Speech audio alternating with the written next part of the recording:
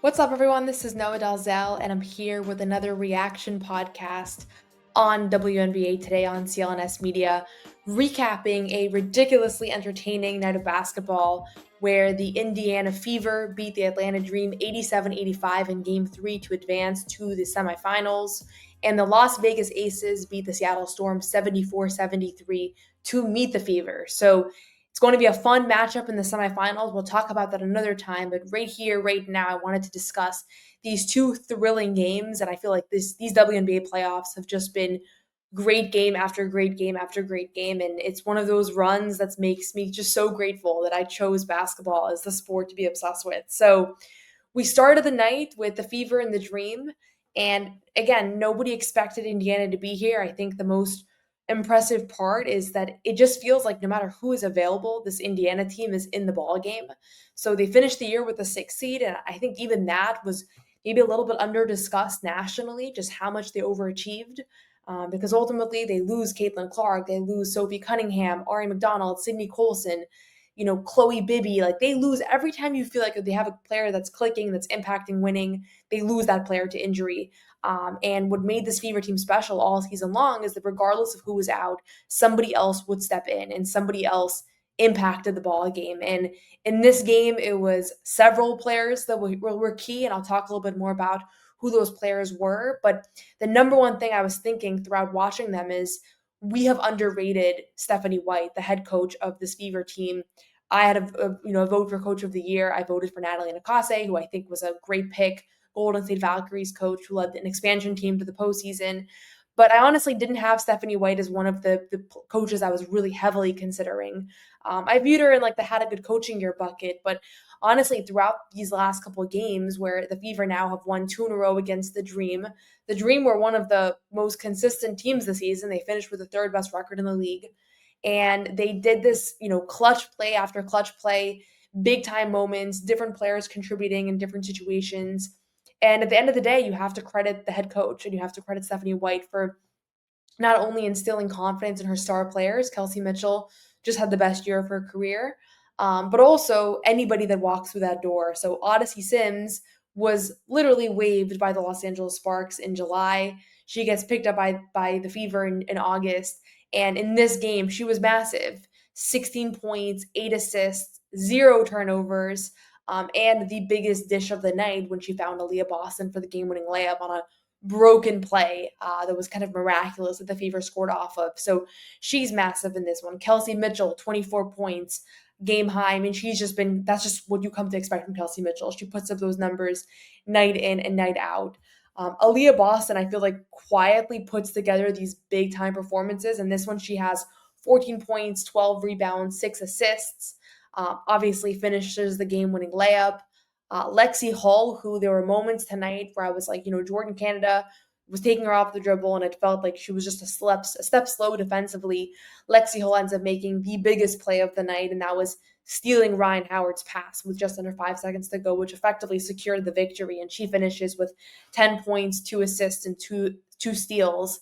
And then you have Natasha Howard, a WNBA vet who started her career in Indiana over a decade ago, and she's back now for round two.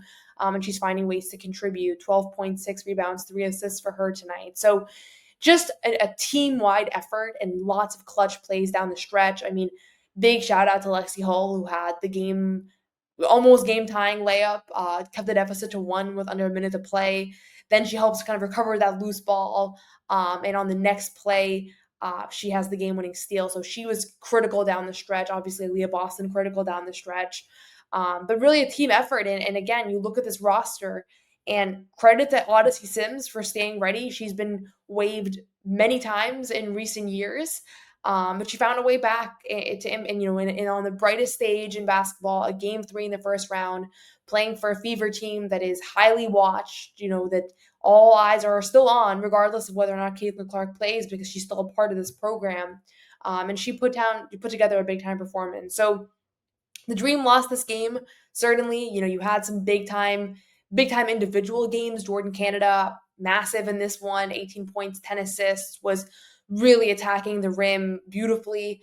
Alicia Gray, who I think had a phenomenal individual season, 19 points, 12 rebounds. Obviously, she's going to be frustrated with the outcome, but a strong showing for her.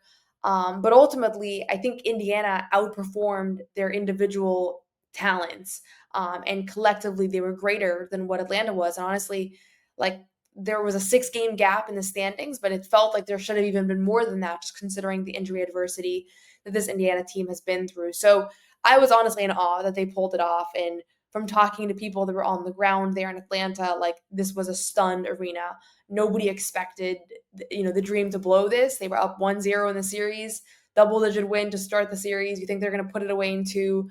Then the Fever have this great game 2 in front of their home crowd, their first playoff win in a long time, and you're thinking, okay, this is something they're doing at home. And now next thing you know, they've pulled it off, and a 6 seed is going to the semifinals. And just a couple hours later, we found out who they're going to be facing, and that's the Las Vegas Aces.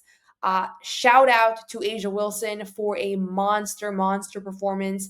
38 points for her, which is tied for a career high. She had 25 of those points in the second half. 3 blocks, 2 steals. I think I got that right. I might have, let's see.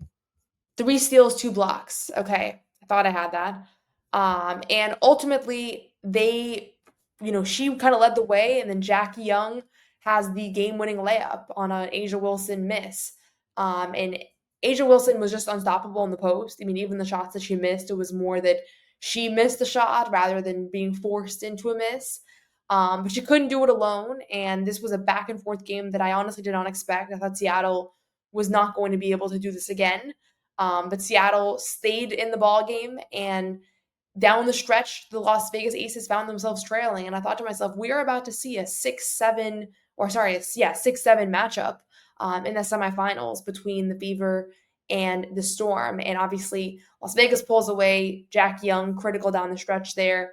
But Asia Wilson is the big story from this one, just putting together an unstoppable performance, whether it was Ezzie Magmagor that was guarding her or whether it was Dominique Malonga. It didn't matter. She was just getting to her spot in the post, and that's what she's done for almost a decade now. That's kind of how she's redefined dominance in the WNBA. Earlier today, she was awarded the Defensive Player of the Year award, tied with Elena Smith, which was pretty remarkable.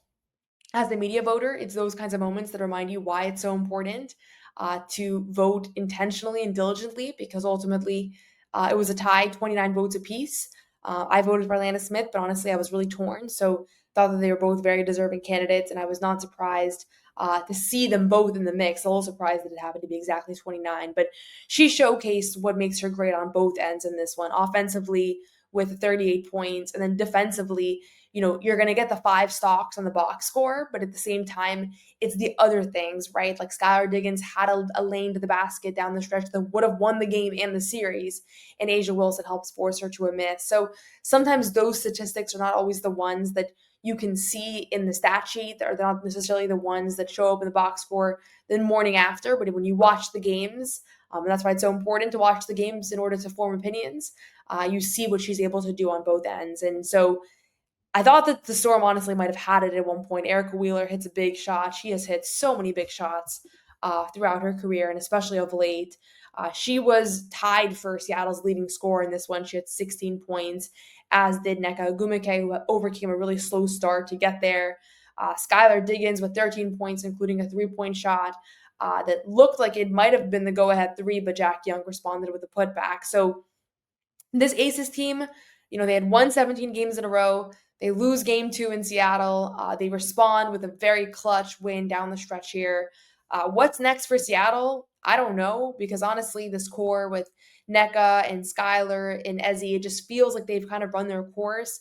It's back-to-back first-round exits. Obviously, they put up a much better fight in this one than they did last year, but it's still, a 7 seed with all that talent. It feels like where do they go from here? So I'm not sure. We can talk more about their offseason, who they're going to protect, what kind of transactions might be coming, whether Noah Quinn is going to stay as the head coach. We'll see. Obviously, she's been in lots of conversations in recent years. But the storyline is now we have an Aces Fever matchup coming up. So I think Aces Fever is going to be a phenomenal series. And honestly, like, anybody looking at it purely from a basketball standpoint would pick the Aces to win in 3-4 games, especially considering they have Asia Wilson playing at this level. They have the championship experience of having won together Jack Young, Chelsea Gray, Asia. But I'm not going to count this Indiana Fever team out, not after how we saw them finish out the regular season to secure the 6th seed, not after how we saw them, kind of stun Atlanta tonight. So I think it's going to be a 4 or 5 game series. Probably still lean Las Vegas, but I would not be surprised if it goes to 5 and we're watching another one of these thrillers down the stretch. So we'll give this series a little bit more thought, some of the key matchups. Obviously, Aaliyah Boston is going to have her handful with her other Gamecock star, Asia Wilson, on the other side. So that's going to be a critical matchup. Everybody's going to have to kind of do what they've been doing well. Kelsey Mitchell's going to have to continue scoring at a high level. Lexi Hall is going to have to keep doing the little things. Odyssey Sims, they need the kind of performance they saw tonight from her. They're going to need to keep seeing that sort of thing. So Indiana has a smaller margin of error, but we've already seen that their compete levels are through the roof, and therefore you just can't count them out. So we'll find out about the last matchup, who Minnesota will face. Minnesota defeated the Golden State Valkyries last night, so they were the one team that did not go to 3 games. So Minnesota will play the winner of the New York Liberty and Phoenix Mercury, which will take place on Friday night. So we'll see what matchup happens there. But what a fun night of WNBA basketball here.